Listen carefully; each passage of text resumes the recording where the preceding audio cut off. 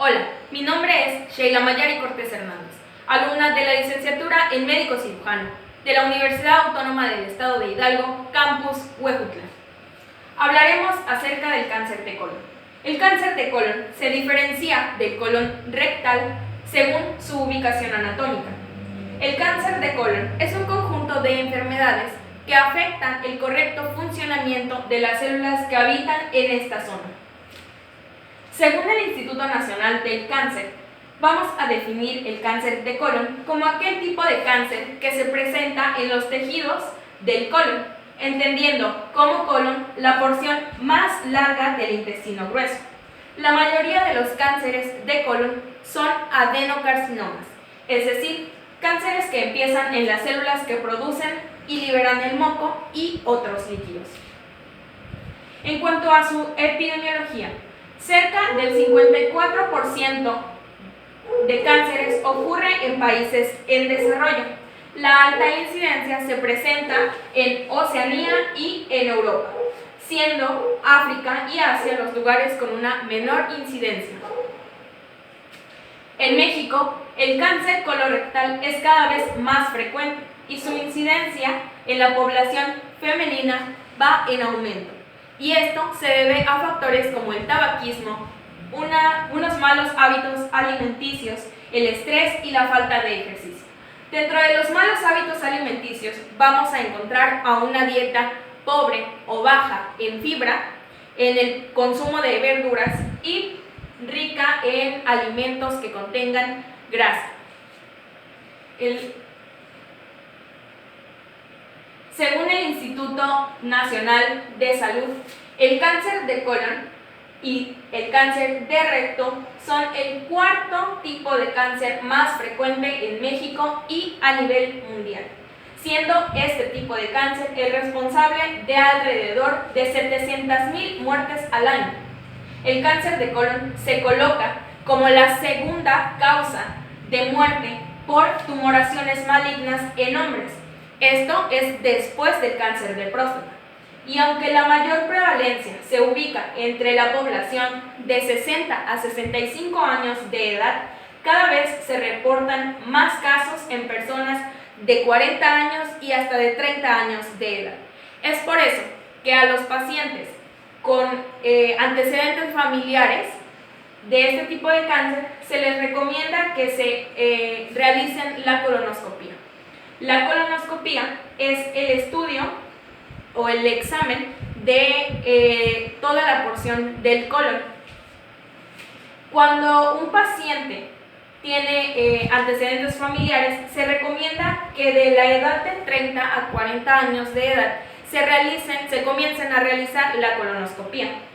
De no tener antecedentes familiares, la colonoscopia debe empezar a realizarse en un promedio de edad de 40 a 50 años.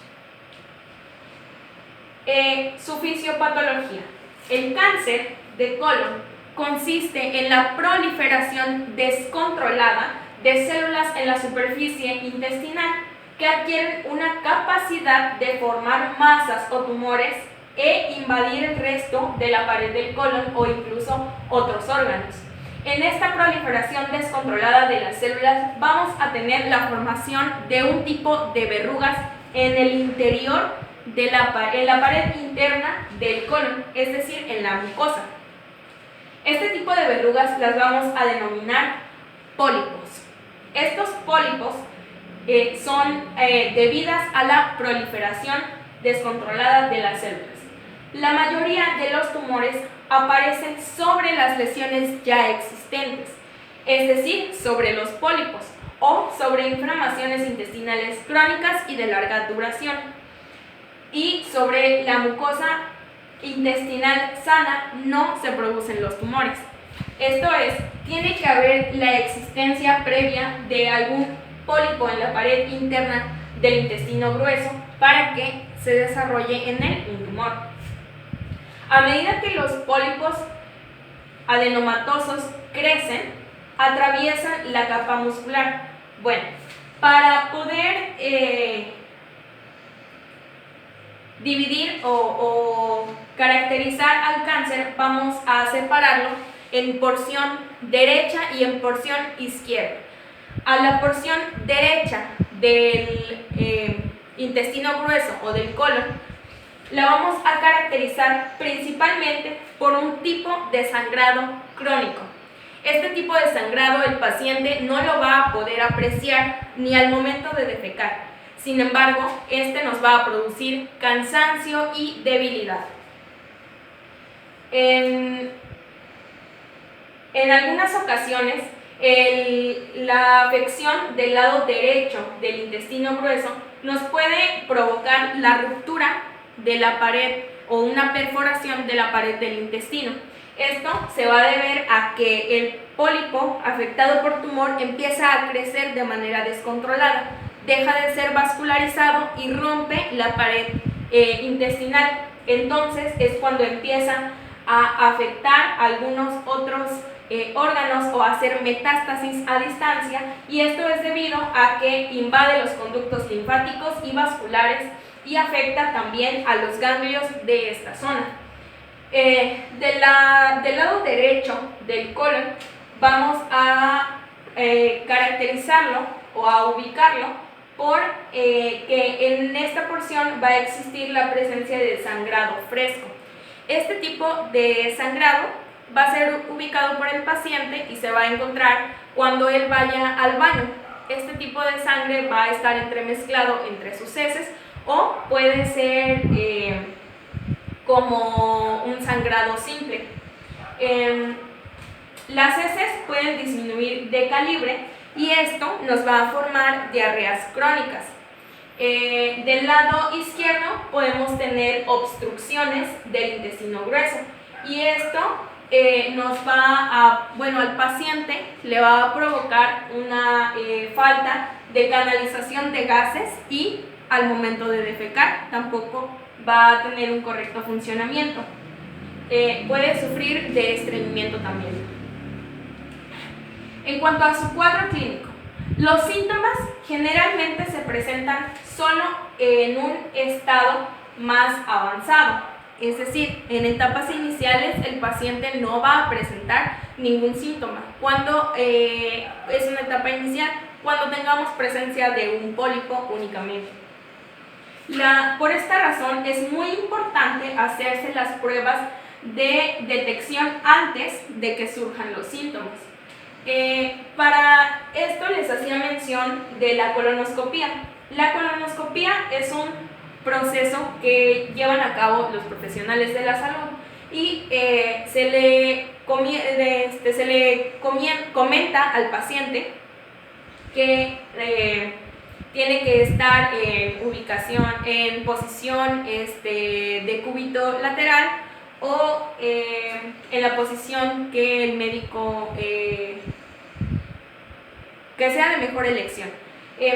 Se le explica al paciente que se tiene que lubricar el área a la que se va a exponer el colonoscopio.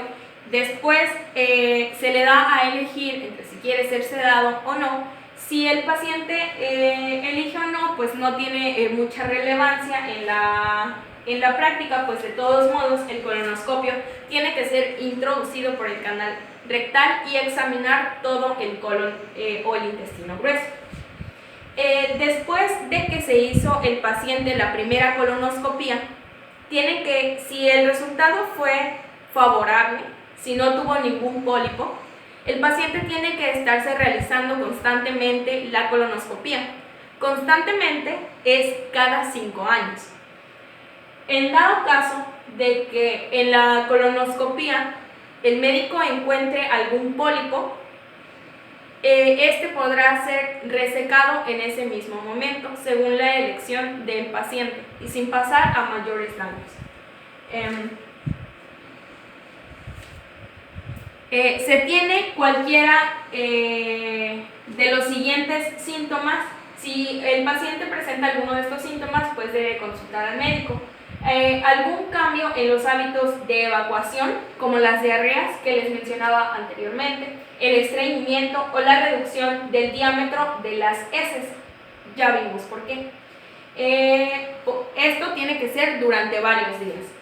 Otros síntomas son la sensación de que necesita defecar y después de hacerlo que la sensación no pare. También el sangrado rectal, las heces oscuras o sangre en las heces fecales. Sin embargo, a menudo no se nota tanto cuando la sangre viene entremezclada con las heces. Otro síntoma característico pues son los cólicos o el dolor abdominal, también la debilidad, el cansancio e incluso la pérdida inexplicable de peso. El cáncer de colon y el cáncer de recto debe sospecharse ante todo en aquel paciente que presente un cambio drástico o repentino en el ritmo deposicional. Esto va a ser principalmente en los pacientes de edad avanzada y los que no tengan alguna causa aparente. También tiene que haber rectorragia, hematopesias, que son la presencia de sangre en las heces, o también la anemia. El cáncer de colon, cuando les decía que se presenta en el lado derecho, puede dar a un síndrome anémico. Este síndrome anémico se debe precisamente al sangrado crónico. Al hacer un estudio de sangre, pues vamos a ver a la hemoglobina baja. Todos estos síntomas o signos son comunes en otras entidades clínicas, es decir, podemos confundir estos signos del cáncer de colon junto con otras enfermedades. Estas enfermedades pueden incluir la enfermedad inflamatoria intestinal, angiodisplasias, diverticulitis, colitis isquémica o infecciosa o incluso con la tuberculosis intestinal. Vamos a clasificar al cáncer de colon mediante unas categorías y después por estadios. En las categorías las vamos a dividir en categorías TLM. Las categorías T van a ser para identificar la extensión del tumor en la pared del colon o del recto. Inicialmente vamos a tener al TX. En el TX no se puede determinar la formación de un tumor. Esto va a ser debido a falta de información. Después de TX vamos a encontrar a T y S, es decir, T in situ. Se va a encontrar en la fase más precoz, exclusivamente en la mucosa. Es cuando vamos a clasificar lo que esté en T y S. Posterior tenemos las clasificaciones T1, 2, 3 y 4. T4 lo vamos a subdividir en A y B. T1 va a ser el tipo de cáncer que ha crecido a través de las capas musculares de la mucosa y que se va a extender hacia la submucosa. T2 es el cáncer que ha crecido y que se extiende a través de la submucosa hasta la capa muscular externa. Tenemos aquí cómo va avanzando desde la capa muscular interna, la submucosa, la capa muscular externa. T3 es el cáncer que ha crecido a través de la capa muscular propia y que afecta a las capas externas, ya sea del colon o del recto. Entramos a T4, a la categoría T4, que se va a dividir en T4A y T4B. T4A es aquel tipo de cáncer que va a afectar al peritoneo visceral. T4B es aquel tipo de cáncer que ha crecido a través de la pared del colon y del recto y que ha invadido al órgano o también a tejidos vecinos.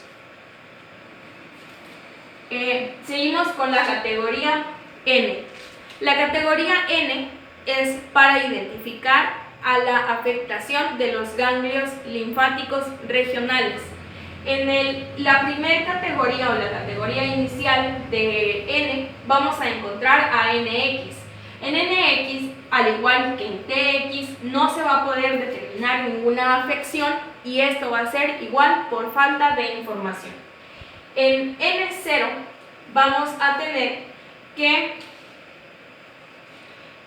aquí hay ausencia de la afección en los ganglios linfáticos regionales.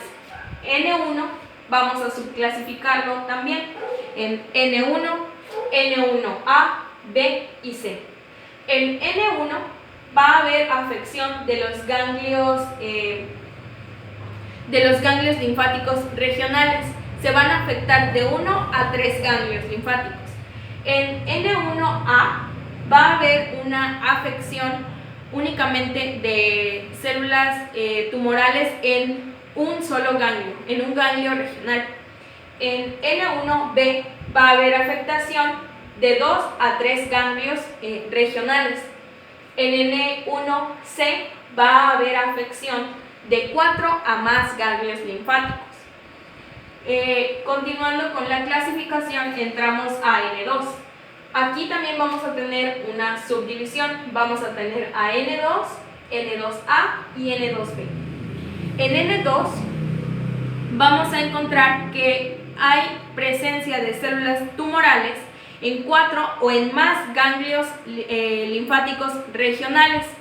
En N2A va a haber una afectación de células tumorales en ganglios de 4 a 6 ganglios linfáticos regionales y en N2B de 7 a más ganglios regionales.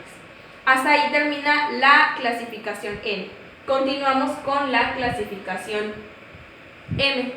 En la clasificación M vamos a tener igual M0 y M1A y B. Esta clasificación M nos sirve para saber la afección de órganos o de ganglios linfáticos a distancia, es decir, la metástasis hacia otras zonas del individuo. M0 es cuando va a haber ausencia de metástasis a distancia. En M1A, aquí el cáncer se ha extendido hacia un órgano o hacia un paquete de ganglios linfáticos que se encuentren a distancia. En M1B, aquí el cáncer se ha extendido a más de un órgano o a más de un paquete de ganglios linfáticos a distancia. En cuanto a sus estadios, en estos estadios vamos a clasificar a las categorías TNM que vimos previamente. En estos estadios, son 4 estadios principales. Vamos a tener al estadio 0, al estadio 1, que lo vamos a dividir en al estadio 1. Después encontramos al estadio 2. El estadio 2 lo vamos a dividir en A, B y C. El estadio 4 lo vamos a dividir en A, B y C. Al estadio 3, el A, B y C. Y al estadio 4 en A y B. En el estadio 0 van a encontrarse aquellas categorías de la TNM donde no haya afección alguna todavía o donde no se registre la afección por falta de información, como son N0, M0 y aquí en la 0 vamos a encontrar a la clasificación T in situ. En la 1 vamos a abarcar T1, T2, M0 y N0. En las clasificaciones 2A, B y C vamos a encontrar a M0 y N0, diferenciando así a 2A por presencia de T3, a 2B por presencia de T4B y a 2C por presencia de T4B. A los últimos dos estadios, que son el 4, que sería este estadio, vamos a localizar cualquier tipo de clasificación T, cualquier tipo de clasificación N, y las vamos a diferenciar la A de la B, porque en la A existe la presencia de la categoría M1A y en la categoría, en el estadio 4B existe la presencia de la categoría M1B, es decir, en la 4A está la A y en la 4B está la B. Para diagnosticar el cáncer de colon podemos realizar distintos tipos de pruebas diagnósticas. El primero es el análisis de sangre. Aquí los médicos harán una orden para que se estudie a la sangre con determinadas pruebas. Estas van a depender de si el paciente ya ha sido diagnosticado con cáncer de colon y si ya tuvo el diagnóstico o la cirugía previa, esta prueba puede seguirse realizando. El recuento sanguíneo completo.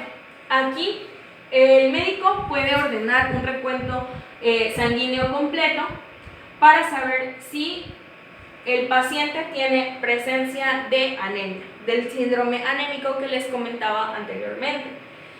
Aquí pues va a haber muy pocos glóbulos rojos y algunas personas con este tipo de enfermedades oncológicas se pueden tornar anémicos debido al sangrado prolongado del tumor, esto es, al sangrado crónico.